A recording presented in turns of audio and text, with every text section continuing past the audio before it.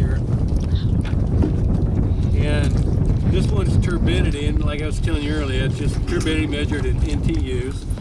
There's a conductivity probe on there.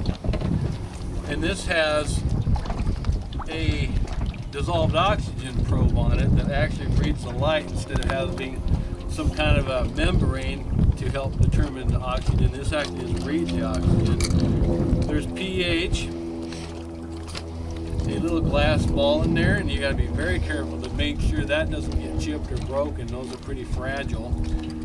And then you have reference solution here where there's a little bit of exchange between the water and your reference solution inside this sleeve right here. So that all helps you determine the pH. So we have turbidity, oxygen, conductivity, and pH on here. And the temperature probe too. Temperature does not ever need to be calibrated, that's factory calibrated. So you want to put the... You carry extra probes with you, or you no, I really don't. These are pretty tough to change out. Yeah.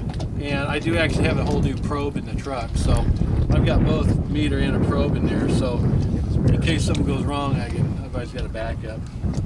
So I put the protective cover on there, and then on the bottom there's a heavy weight because if there's no weight, this will just float because it's filled with air inside and electronics. If you take this apart, it's kind of interesting. There's just all kinds of electronics, but the weight on the bottom will make this go down. And typically when we do a lake sample, it is a number is determined every half meter. Well, if it's a super deep lake like McConaughey, usually will do every meter because you get rider's cramp by the time you're done determining how much or what your field parameters were. So we'll do one at the surface and then every half meter, meter and a half, 2 meters, and keep going like that until we hit the bottom. And you can tell when you get the bottom because one, your number stops, and also you can kind of usually feel a little bit of a bump down there. So and if you have the 50-meter cable, approximately 150 feet of cable, that's a lot out there. So it's kind of interesting to have it clear down there knowing that your meter's basically 50 meters away from you. It's a long ways down underneath you. And you'll let it sit at kind of at the surface, and it'll be just a few inches down below the surface until it stabilizes. And you just watch your numbers on your meter, and pretty soon they'll just stabilize and they'll get stuck at a certain number. Right now the temperature of the water is 18.7 degrees centigrade.